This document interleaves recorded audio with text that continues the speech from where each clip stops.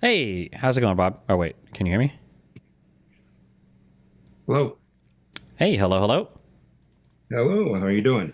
Pretty good. How you doing? Okay.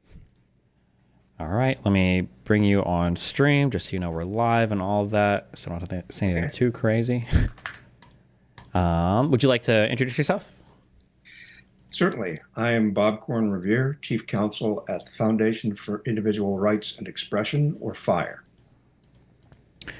Thank you very much. And then I've been back and forth with you guys, and we were chatting, or we were going to chat about the case that you guys are taking on behalf of Selzer and I think associated companies against Right. Trump's impending lawsuit.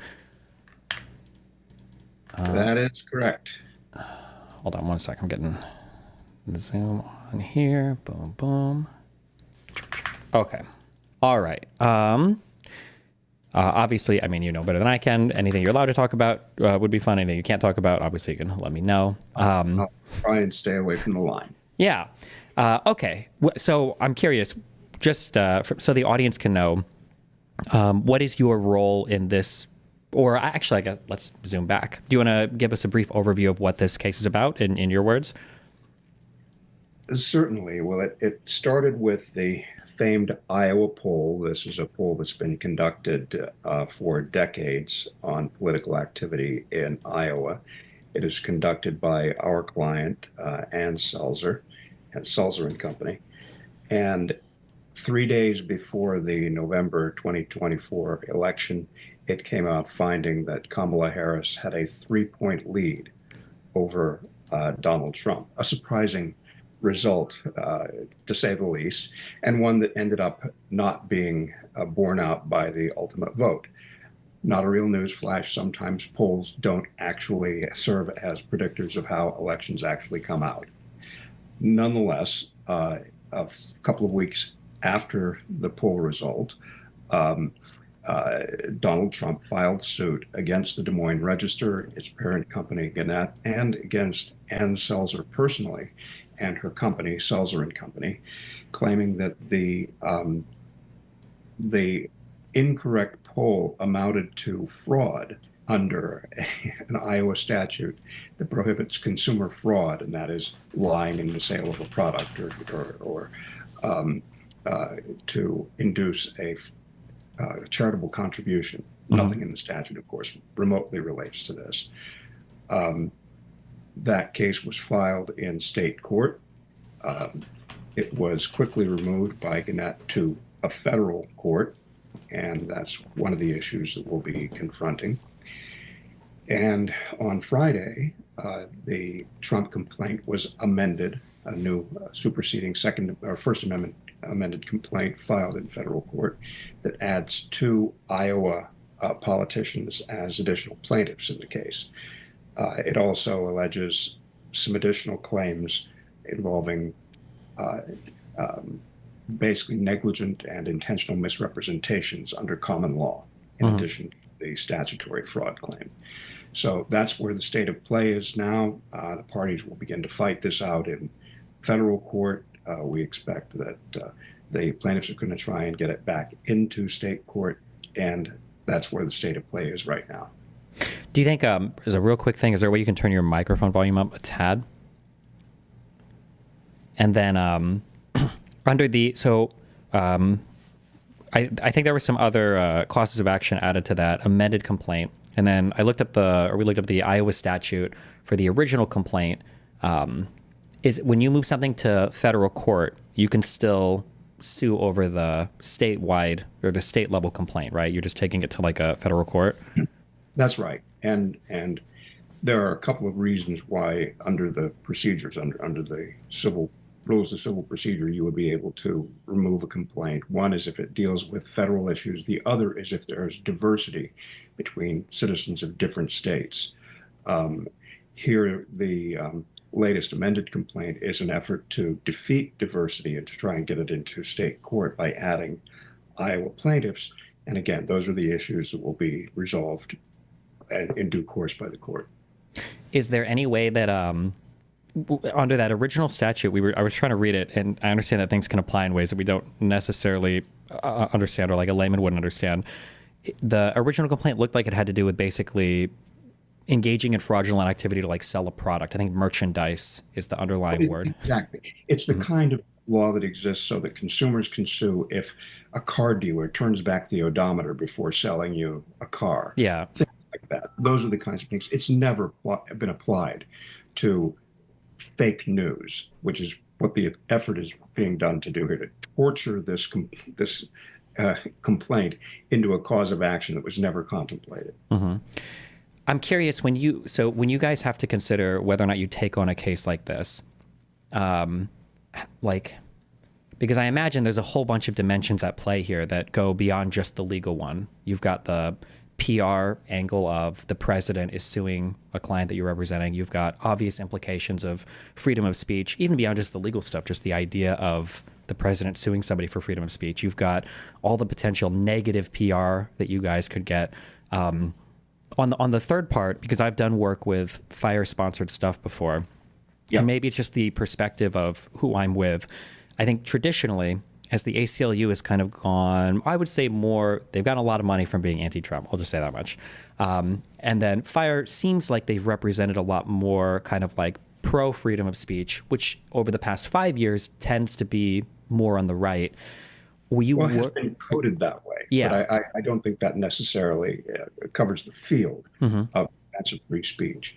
Um, I can give you a little bit of background that speaks to that, and that is that FIRE considers itself to be, and we actively want to be, nonpartisan, nonprofit. We don't care what the political valence of it is. If speech is protected, we defend it. And that's true across the political spectrum. And that's particularly true here. And we don't see this as an anti-Trump thing. It's an anti-violation of the First Amendment thing. It happens to be that the plaintiff in this case uh, is someone who has threatened the press in the past, and this is the latest manifestation of that. But what we're really focused on is the fact that this kind of claim against the press by anybody is simply illegitimate. Are you worried at all about the support the organization receives, that if people see you fighting against Donald Trump or against the right, that people might think that, oh, this is another organization that's just trying to represent the left or whatever? Or do you feel like you guys have built up a pretty solid, I don't want to say fan base, but like a group of people who support you that understand that freedom of speech is a left and right issue? I think our track record speaks for itself. Hmm. We have been steadfastly in support of the basic principles of free speech and a culture of free expression, regardless of the political consequences one way or the other. And so while some people on the right may take offense at this position, that's just something that goes with the job. My colleague, Will Creeley, put it really well when he said that when it comes to free speech, we're like the ambulance driver. You go and deal with what the consequences are. You don't ask the political affiliation of the person who's been injured or a plumber who goes to fix a sink. We don't care what clogged up the sink, Hmm. whether it's codes left or right. We're just there to deal with the principles of free speech. When you're drafting your motions or when you're preparing to do litigation, I guess if it gets to that point on something like this, are you ever cognizant of, or are you thinking of arguments that might potentially go all the way to the Supreme Court? Like, I'm curious if, like, is there ever a case you want to cite, or do you ever read like a Supreme Court opinion? You're like, I know that Alito, or I know that Thomas likes this, so I'm going to lean in on this. Or is this like way out of, you're not even close to thinking about that kind of stuff yet? I'm just curious what the, like how long term you could ever see stuff like this going, or what the, what it looks like in your mind, how you prepare for stuff like that. Well, I think it's always in the back of your mind. And one of the reasons for that is when you're talking about First Amendment doctrine, you're drawing largely from, although not exclusively, from ultimately from Supreme Court cases. And so you want to make the most solid argument that you can based on that precedent. But then you also look to the circuit courts of appeals and what's binding in this circuit. But there's always going to be a sense of, if this case goes further, whether or not the same arguments would have the same appeal. Clearly, when you get to that level, if you get to the Court of Appeals, you want to know who your panel is. You get to the Supreme Court, you know who the 9 justices are going to be. You will try and frame your argument to appeal to critical mass of justices that will vote in your favor.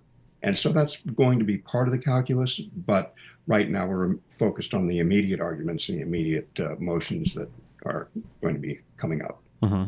Do you, I'm sorry, somebody, I just saw a really interesting question. When it comes time to, when you're dealing with litigation like this and you're thinking of like countersuing or anything else, are you ever considering the fact that you have like a private citizen who's suing a company who is now also the president, who might enjoy some kind of like strange protections? I'm just realizing in the wake of like the civil protections that the president already enjoyed because of the Nixon Fitzgerald case and now the criminal ones, that if you ever feel like your hands are tied when it comes to responding to litigation from a client who happens to be the president of the United States, or a litigant who happens to be the president of the United States, or if that factors in at all, or is this just a, yeah? Well, it's a little bit different here, where the president is the plaintiff, and he's the plaintiff in his private capacity as, at the time, a candidate for office, Mm-hmm. and this in some way affected him. Of course, the fact that he won should be some indication of whether or not he suffered any damages, but that's a whole nother question. But I think it's a bigger question if a plaintiff were to sue the president, Sure. where there, a sense of immunity. And as a matter of fact, Trump and his legal team in various contexts have argued that state courts, at least, can't exert jurisdiction over a sitting president because it would interfere with the obligations of his office, Mm-hmm. that can't be compelled to respond to discovery requests or to show up in court and things like that. And there are some pending cases right now where parties have used Trump's former arguments and some current arguments against him, arguing that the state claims that are at issue in those cases should be put on hold for the duration of the Trump presidency. Is this a case that you're expecting, I imagine hoping to win, but expecting to win on just like a motion to dismiss, or do you foresee this as going like further or all the way to an actual trial, or? We expect the first pleading will be a motion to dismiss, and you're always hopeful that you'll win on that. Mm-hmm. And we'll see how it goes. What I can tell you is that the arguments that we have are very solid, that this kind of claim to try and create a cause of action for false news or fake news is unprecedented. And it goes back to the beginning of the country when you think of the Sedition Act and the John Adams presidency, creating basically a crime of false publications that criticize the president or other members of the government, except for the vice president, which at the time was his political opponent, Thomas Jefferson. But the Sedition Act ultimately expired by its own terms. When Jefferson became president, he commuted all the sentences and repaid all of the fines that had been paid, and declared that he considered this law as unconstitutional and as palpable a violation of the First Amendment and of the Constitution as if we had all been ordered to fall down and worship a graven image. And that sentiment toward this kind of government as arbiter of truth has infused First Amendment law that has developed ever since. And so it's really part of our constitutional DNA that the government doesn't get to, and private plaintiffs don't get to, simply claim that there is a false statement standing on its own, that it can then either collect damages based on or impose as a crime. Mm-hmm. Now, there are exceptions to that. There are certain exceptions to the First Amendment, but they are limited and they're narrow and they're carefully defined, such as defamation, and which is a different thing altogether, or incitement, obscenity, those kinds of things that are exceptions to the First Amendment, none of which apply here. Does it bother you that it feels like, unless I'm missing something, it feels like you guys are the only ones so far that have had an appetite to actually challenge Trump on any of these claims? Zuckerberg and Facebook famously settled I'm sorry, I heard Steven say this, but I think paid Trump, it was like, was it $15 million because they agreed, or I mean, he sued them for violating his First Amendment rights by banning him from Facebook. And then you had, I think NBC settled, or no, ABC News settled. ABC. Yeah. Does any of these do any of these things bother you, or do you understand and you're sympathetic towards it, or yeah? Well, there are a couple of ways to answer that question. Do they bother me? Yes, they do, because I think the fact that large, well-heeled corporations are giving in to pressure um, is a troubling development. I think it's not healthy for our democracy.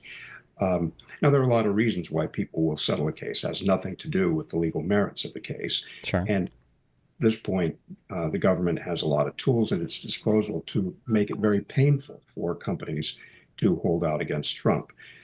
I don't know what went on in the settlement talks in those cases, so I can't speculate as to what the reasons might be. Similar thing is going on with the lawsuit involving Trump against CBS News in Texas over the editing of the 60 Minutes interview. Oh, God. Yeah, right? I think they announced that they were going to settle that one as well, right? There has been speculation in the press that they are in settlement talks. But again, you're talking about a large organization that is in the midst of a merger where the government is in position to place a lot of pressure on the parties. Again, I can only speculate, and based on news reports I've read about what might be motivating people, but none of that affects whether or not Trump has a valid claim, which he does not. Mm-hmm. And so in our case, we're just simply going to look at the law. We're going to look at what we think our good arguments are. We're going to make those arguments and try and get the right result from a court. I'm curious. I'm going to make a guess just because of what FIRE is and what you guys. I'm guessing you're a pretty big pro-capitalist guy. Well, FIRE really doesn't have a position on that. Okay. And again, we are institutionally, Mm-hmm. we are nonpartisan, but also we are really pride ourselves on having a lot of diverse views among our staff, from the president on down. And you'll have people come from completely across the political spectrum. The one thing that we have in common is an abiding commitment to the principles and culture of freedom of expression. Okay. Yeah, I only ask because typically in I guess I'll say in online circles, it's true in real life as well, though. Usually free speech guys tend to be big capitalist guys. I'm a pretty big capitalist, but I mean, I have my reservations. And one of my big issues are I don't like that because some of these companies have gotten so big or because they're facing potential mergers, there is really good financial incentive, I think, to settle some of these cases. Like I'd read that because the same parent company that owns ABC, it either is Disney or it's the same company. And the idea that Disney World essentially is going to be fighting a lawsuit against President Trump. Whatever they could hope to win or defend against in court, their losses are going to be dwarfed just in sales of Disney World tickets. Look, it has always been true Mm-hmm. that those in power flex their muscles. They try and use that power to get their way, and that it takes a lot of fortitude to resist, and particularly among corporations that have a lot of pressure points that can be leaned on by various government actors. But from presidents, this goes way back. I mean, FDR was one of the presidents who pioneered subjecting unfriendly journalists to tax audits during the 1960s. The Democratic National Committee, when Kennedy was president, used the FCC, used fairness doctrine complaints against right-wing radio preachers to try and bring them to heel. And of course, Nixon very famously threatened newspapers and also threatened television stations owned by the Washington Post because of its unfavorable Watergate coverage.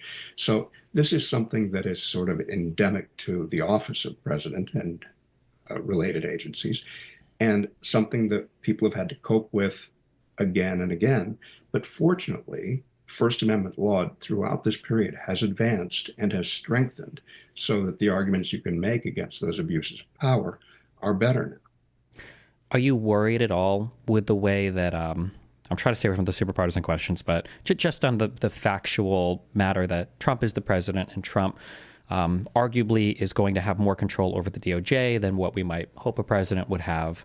Are you worried at all about either unfavorable rulings as a result of that or some type of legal retaliation that might be outside of this court case? Are these things you guys are considering or factoring in at all?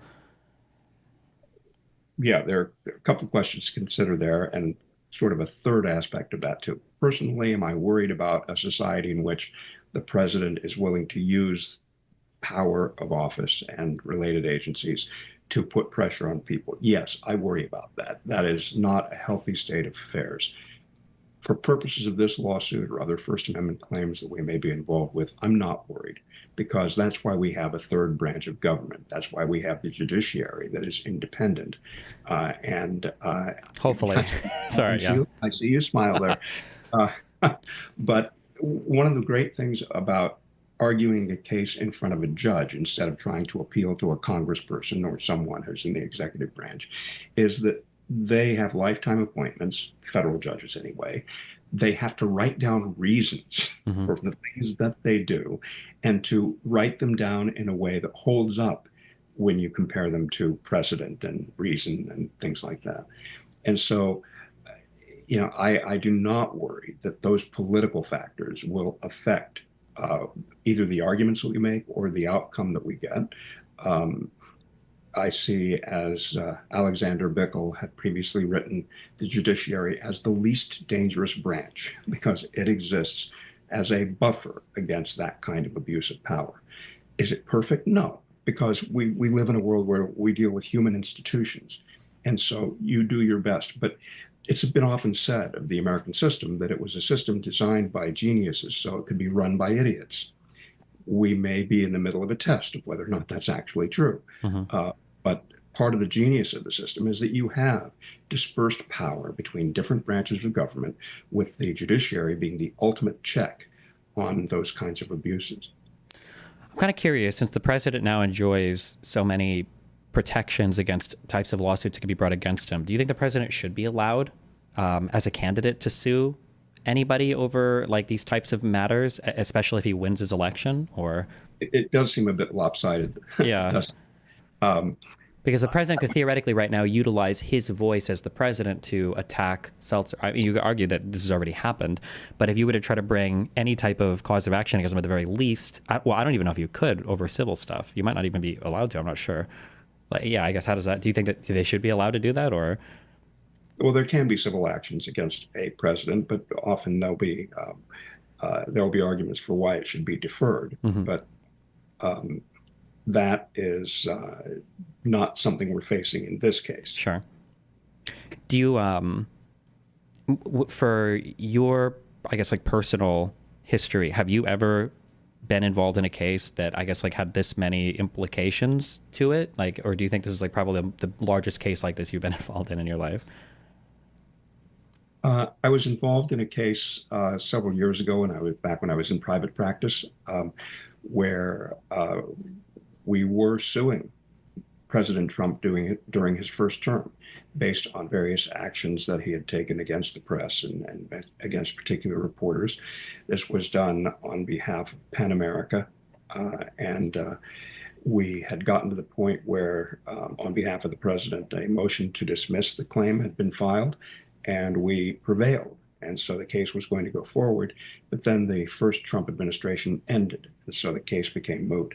So it's not the first time I've been involved in, I guess you'd say, something as big, and other cases too.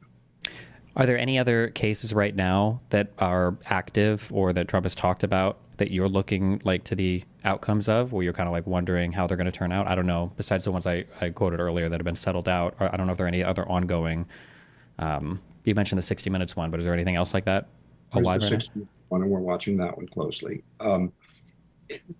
We're also paying attention to the previous litigation that the cases that were brought across the country, alleging election interference and alleging that the Joe Biden win in 2020 was illegitimate. All of those cases were thrown out. Some of the lawyers were sanctioned for having engaged in filing pleadings they knew were essentially meritless. And so Yeah, we do pay attention to that stuff. Have you had anybody pressure you, I guess, like personally or professionally, to where one of the claims I've heard some people say, I heard this brought up over the ABC thing, although I don't know, I feel like it was more of a money thing, but I've heard some people say that these cases should just be settled out because of just on the chance that if they go to the Supreme Court with the current composition of the court, if somebody were to lose one of these cases, it could theoretically be, or it would be catastrophic in terms of free speech implications. Anything, yeah. I think that's nonsense. Okay. And I can tell you now, Ann Selzer will not settle. Uh, the charges, both on their facts and under the legal theory, are completely bogus. And so if we end up going that far, then that's the way it goes.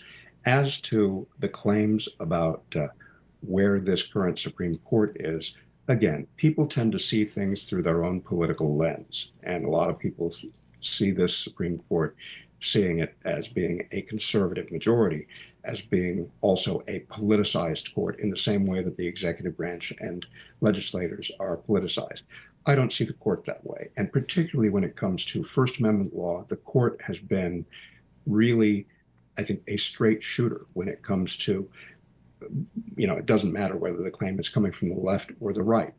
If the First Amendment principles support the claim, then the court has been really good about upholding what I see as correct First Amendment jurisprudence. Just kind of curious, from just like a functional standpoint, how many people are working a case like this, if you're allowed to say? Is this like you and like 3 other legal people, or is this like a whole office building organization, like 100+ people? No, what is that? Yeah. It's not like the movies. It's not like that. No, we have a core team of 4 lawyers working on the case. And we have other assistants for some sort of spot projects here and there, but it's not where you have, something where you see a conference room with dozens of lawyers milling around. Gotcha. Do you guys pursue cases like this, or do people usually reach out to you first, or? It's a mix of things. Sometimes we'll have people contact us. We have regular submissions that way. We also sometimes, if we see something going on, we will reach out. And it's hard to characterize whether it's more one way or the other on a given case. When you look at like the amended complaint that was filed and these extra causes of action and the additional plaintiffs listed, does it feel to you like the other side is just trying to bully Selzer and friends into some type of admission or retraction or settlement, or does it feel like they genuinely want to go as far as they can on this, or they just don't care? What is your feeling on that? I think this case is a stunt. There's no conceivable legal merit here. I try not to psychoanalyze what's going on in the minds of people on the other side. Who knows what they're thinking? But what I can tell you, and I've been doing First Amendment law for over 40 years, that the claims here simply have no merit. In cases like this, are there ever any back and forths between the 2 legal parties, or are you just responding to motions in court? Yeah, lawyers will talk, sure. And we've been in touch with them, and you try and maintain, as in any case, a professional relationship and to cooperate where you can on a friendly basis. And we've been able to do that in scheduling orders so far. And we hope to maintain that level of professionalism throughout the case. Do you guys have an expected date on when your first filing goes down, or? Yes, I believe the deadline for motions to dismiss is coming up on February 21st. Gotcha. Okay. It's hard, I guess, because there's only been one side that's filed anything so far. Yeah, you've seen the complaint, so you know what it's about. Yeah. Yeah, I was reading through trying to understand the merchandise argument. It seemed pretty far-fetched, but a lot of them seem pretty far-fetched. So, it's trying to take this state statute and torture it to death to create a cause of action for false news. But again, that's simply so alien to our constitutional traditions and not the purpose of this Iowa statute, and not contemplated by the common law concepts that they cite. So that, again, it's far-fetched, but that's the thing about this kind of abusive litigation.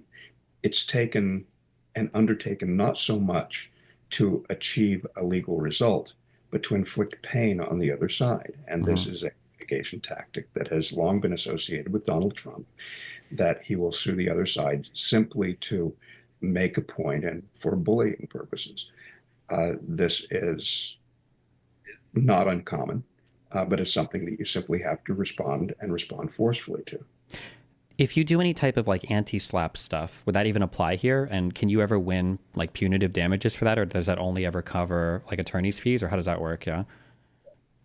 Most states do have anti-SLAPP laws. These are laws against, the acronym SLAPP means strategic litigation for, let's see, strategic litigation against public participation, which is the acronym. And that it's designed to basically punish people when they exercise their First Amendment rights.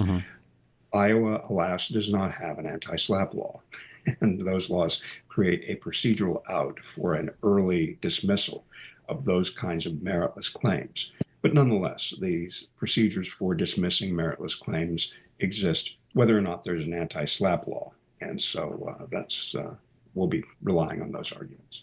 Okay. Do you have anything in particular that you feel, I guess, about this case that you want to bring up? Or otherwise I can ask just a couple general questions. I think we pretty well covered what this case is about and how we're approaching it and how we see the merits of it. I'm open to discuss whatever topics you'd like to cover. Yeah, sure. I guess just on a kind of a broader general question.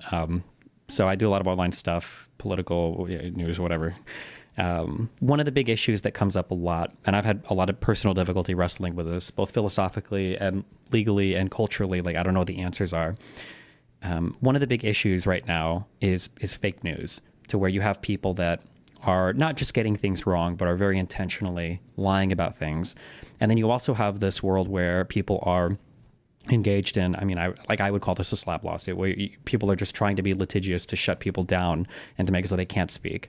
Do you view that as a problem right now, as somebody who I imagine is a big First Amendment defender? I really enjoy the First Amendment. Obviously, I love the First Amendment of the United States. I love our freedom of speech here.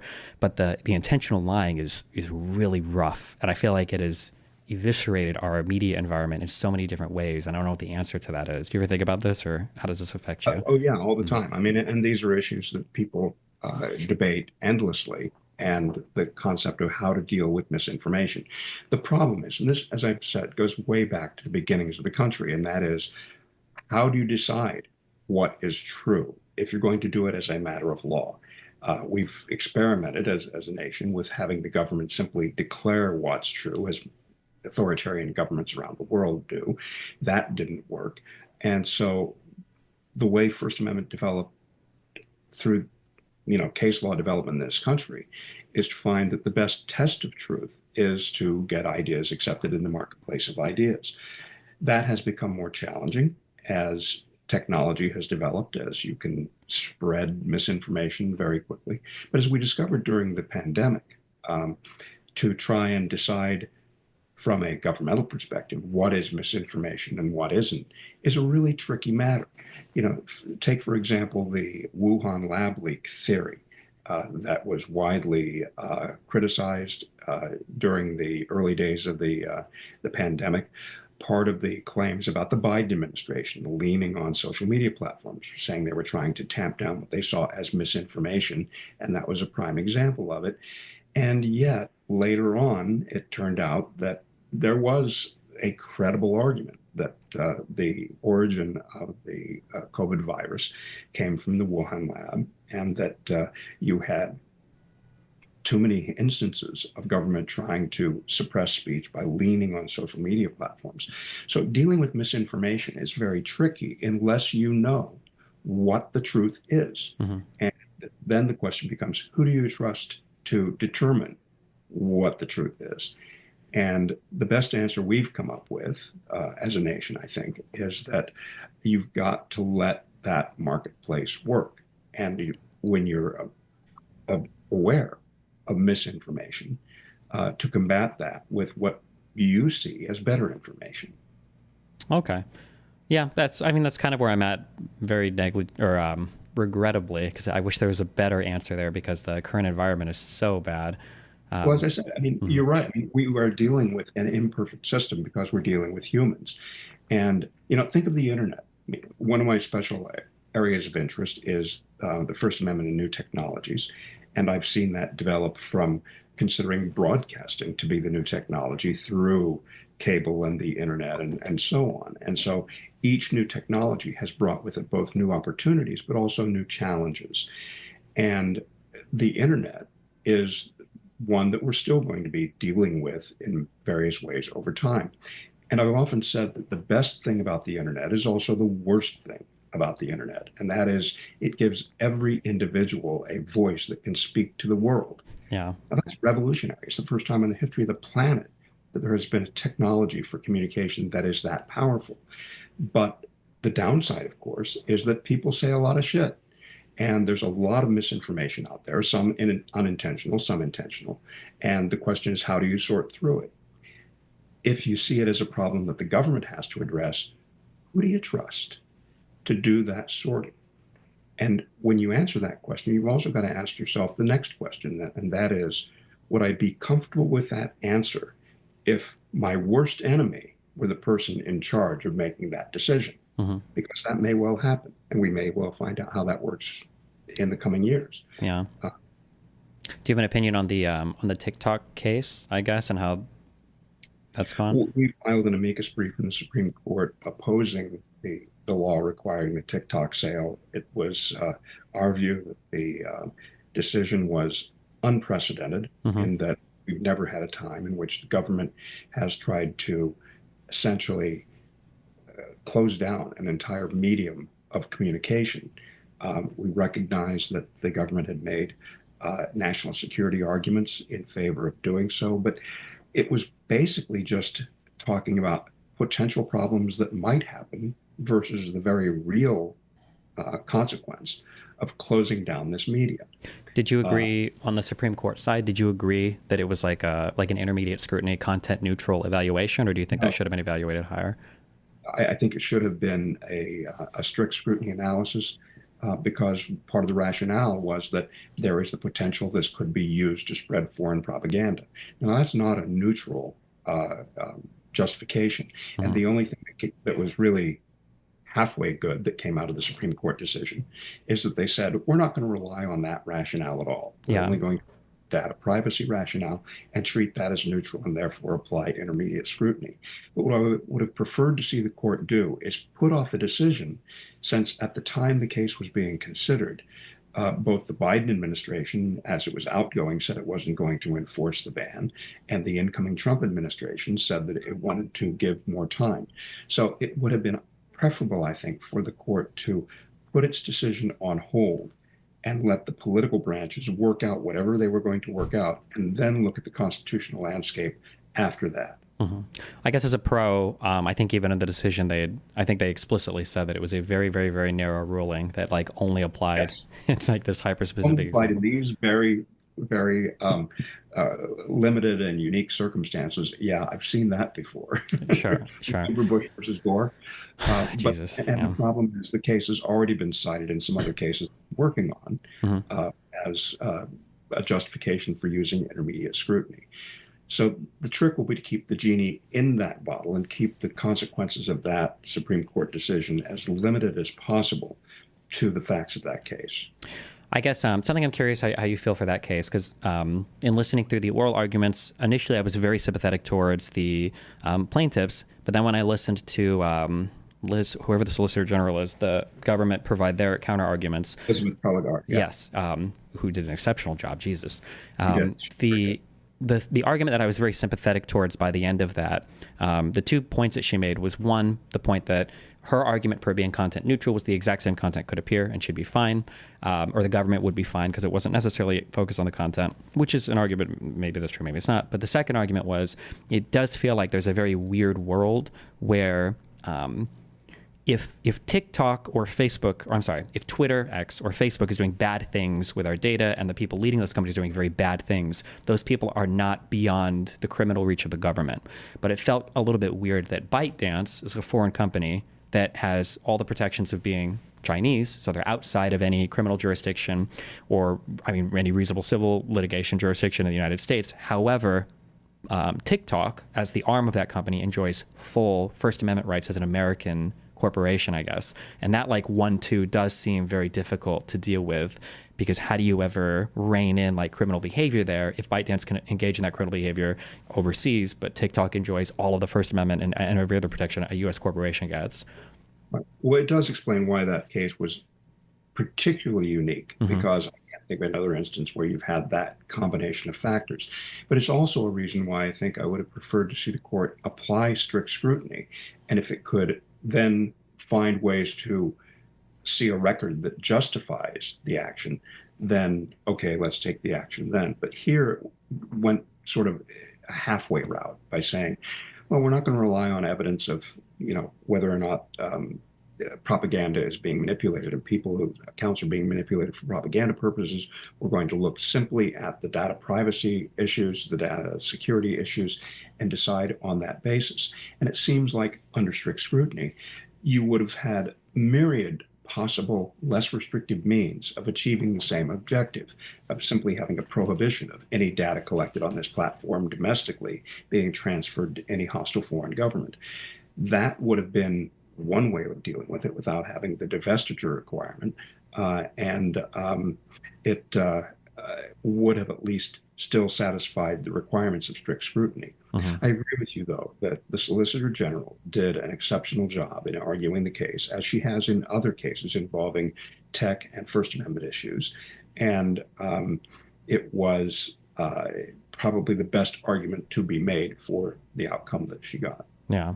Do you have any strong feelings about all of the pornography restrictions that are being thrown up now in however many, half a dozen or more states, I think? I think in Texas they're trying to fight one. I have sort of an overpowering feeling of deja vu. Since we've been through this before. I mean, the very first action that the federal government took once it became aware of the internet in the 1990s was to try and restrict indecent communications on that. It was, as I said before, one of those cases I was following closely because of my interest in the intersection of new technology and the First Amendment. And so when the internet was born and the World Wide Web became a thing in the 1990s, Congress passed the Communications Decency Act, and it was the first test of whether or not this particular technology was going to be fully protected by the First Amendment. And the court looked at that and said, well, and unanimously said, yes, it does get the full protection of the First Amendment, and that this is really the First Amendment in its natural state. This was followed by a follow-up federal law that was the Child Online Protection Act, or COPA, which was adopted in 1998 to adopt a, quote, harmful to minors standard for federal law governing the internet. Litigation over that went on for years, and ultimately that law was struck down too. And in the meantime, over half a dozen states tried to adopt similar regulations, all of which were declared unconstitutional. So what we're really seeing now is round 2.0 of those kinds of debates. It's simply being framed in new clothing. And the only argument that's really being made is that technology has changed, and the internet, the solutions considered effective enough before, internet filtering, are not adequate now. But the problem is that it isn't a question of technology. It's a question of how conceptually you approach censorship. Do you, when you're using strict scrutiny, as you must in a case like this, do you do a blanket solution that regulates everybody's speech, or you do a more targeted solution? And as the technology has changed for the internet as a whole, so has the technology for protecting individuals and protecting kids, whether you can use filtering or some other tool at the network level or the device level, the household level, and so on. And so the justifications for regulation have not changed. The arguments for regulation have not changed. It's just that people are coming back to try and make the same arguments again to achieve a result they didn't get the first time around. Yeah. Yeah, it's funny how many just as a layman or whatever, like looking at a lot of these oral arguments, I'll be listening to stuff and not realizing like why, like I think in the oral arguments over the porn ban, I think Roberts asked the plaintiff something along the lines of, you know, like how much of the material is obscene, and I don't even know why that matters. And then I realized, oh, obscene isn't even protected speech, and so this would be like almost like a rational basis, I think, evaluation, and that like arguing just for your standards of review are so important in a lot of the free speech implicated And they cases. are. Yeah. And they are. That's one of the quirks of First Amendment law, in that when you decide what kind of regulation you're dealing with, that sets what test or level of review is required. Mm-hmm. And it's long been known that when you're regulating speech based on its content, that is one of the worst infractions, and even worse on its viewpoint, Yeah. that the government can commit, one of the first worst constitutional sins. And as a result, the strictest scrutiny is required. And that means that the government has to show that it's serving a compelling interest, and it's doing so using the least restrictive means possible.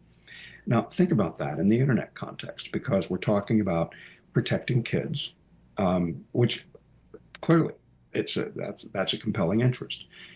But less than 1/3 of American households have kids under 18. And so you're talking about regulating everybody's access Yeah. because you want to regulate a few. And if you have other ways of getting at those places where you need to have protection or some sort of solution, then that's where you should start your analysis.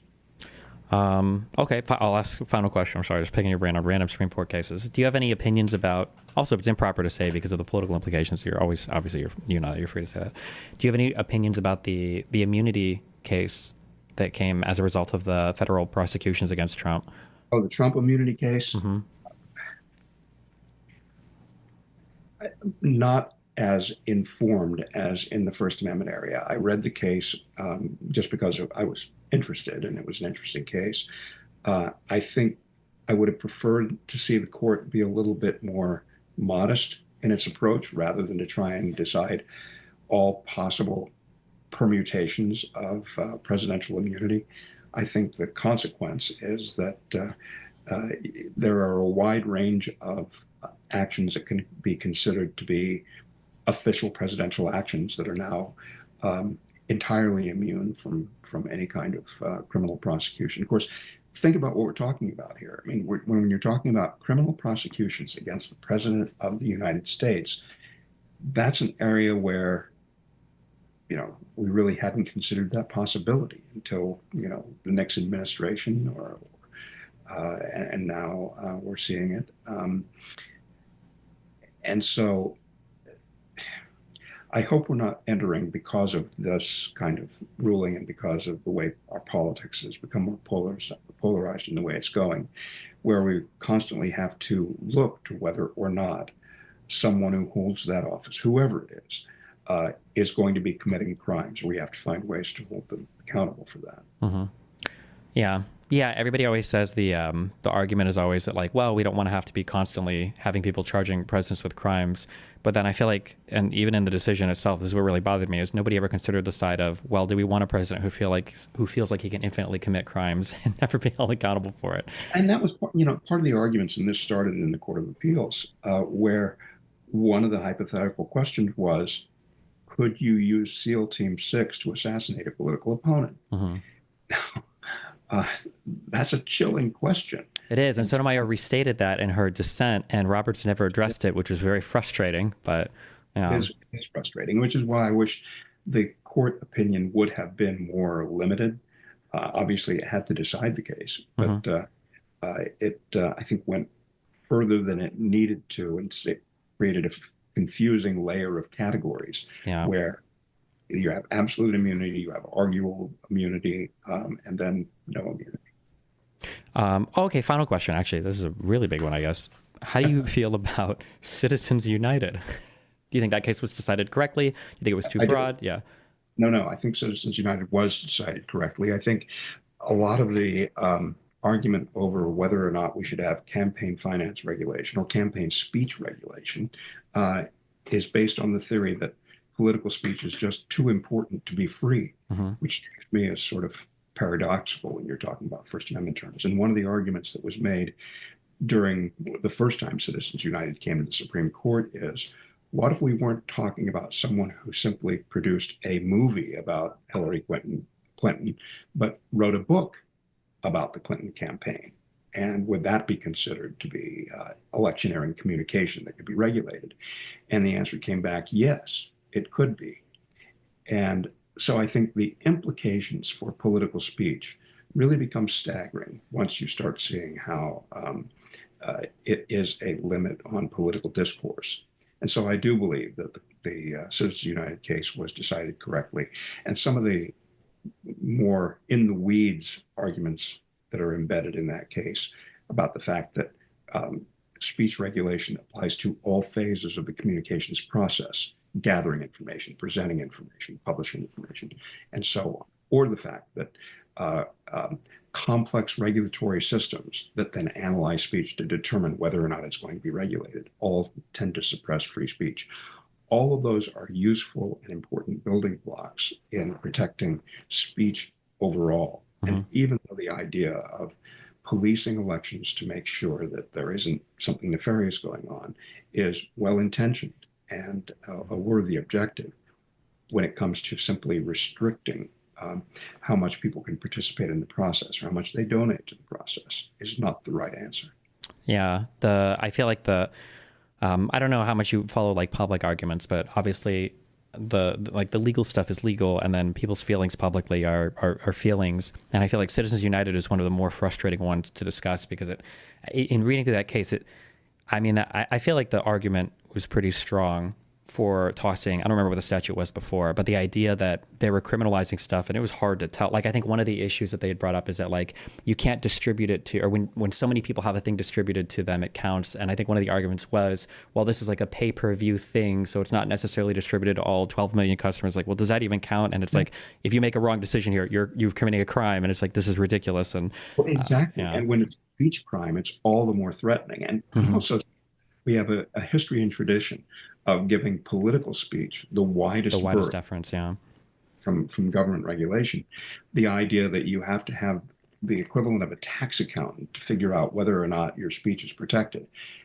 That's one of those subsidiary questions that I mentioned, where you have this very complicated regulatory scheme that people can't really parse through, and that is a problem when it comes to political regulation. Same thing with broadcast regulation. And I spent part of my earlier career working at the Federal Communications Commission. So I saw from the inside how those sorts of complicated regulations can undermine free speech values that it's designed to protect. Okay. I guess final question, broad question. Are you worried at all about, I guess, like implications for freedom of speech? I mean, I'm sure you always are, but for this administration in particular, do you think that these are things that Americans should worry about, or do you think that it's going to be business as usual, or how are you viewing the upcoming, I guess, First Amendment landscape, especially with so much social media taking up so many headlines, and you know what's okay for that and what's not okay? Well, I see that there's a lot of work to be done, and that's, that's true pretty much whoever's in power. But I think that this administration may well be more prone to test the boundaries. I see that as a threat, of course, but I also see it as an opportunity, because it is when government goes too far that you end up getting decisions that reset the boundaries, that say, no, this is what the law is. That's one of the reasons why I see the litigation against Ann Selzer as, in a way, an opportunity, not a welcome one, certainly on the behalf of people who get sued, but one in which it provides an opportunity for the courts to say, no, you can't do that. And the more outrageous the claims are, the more necessary it is for courts to then remind people what our constitutional traditions stand for and why freedom of speech is important. Okay. Well, hey, listen, I really appreciate the conversation. Obviously, good luck in your case. I think we're all appalled. It's kind of insane that we're even just talking about this normally. Like, the president is suing somebody for a poll he doesn't like. I feel like that is an absolutely absurd and insane thing. But if people want to follow you and FIRE, or I guess donate to your causes or anything, what are the best ways to find you, or the best things you'd like to promote? Find us online at www.thefire.org. Our website provides a wealth of information about the things that we do overall. If you would like to make a contribution, we certainly welcome that. Most of our donors are small donors. And we are always looking for ways to provide more information to people. And if you have questions, feel free to contact us. Awesome. Okay. Well, thank you so much. I really appreciate you taking the time out of your day, having a conversation. And yeah, good luck. We will be eagerly awaiting by the 21st. Hopefully you guys have filed your response and we'll see where it goes from there. Yeah. Thanks a lot. Thanks a lot. Have a good day. You too. Take Bye. care.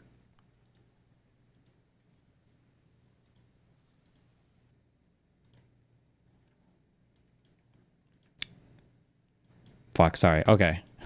Fuck. I should have, that was partially my bad. I should have called earlier to do the volume checks because it was quiet, but it didn't seem like getting a way to boost it. I don't know if I have a way to boost it. So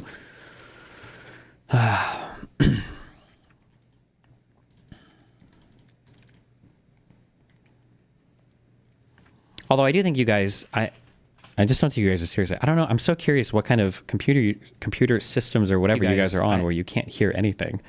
Like this was quiet, but I don't think it was inaudible, was it? Going that far, then that's the way it goes. As to the claims about But do I just have good hearing or a super sophisticated, like I feel like I can hear this just fine. This current Supreme Court is, again, It's quiet, but I can hear it. Can I hear this coming out of my phone? Hold on.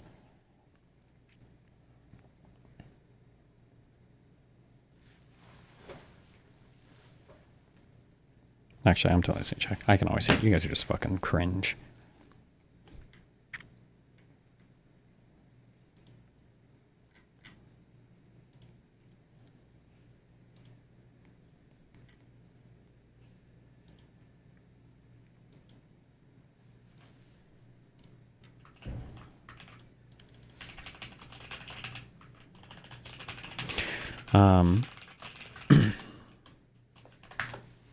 Let's see. Someone said, I'm listening at work on a loud construction site with Bluetooth headphones and I could hear everything he said. Okay, fuck you guys. Discord actually updated their UI for once. You guys noticed that? I feel like Discord is like Steam. I feel like they update their stuff constantly. Like every 2 days, there's like a Discord update. I don't know why. The fuck?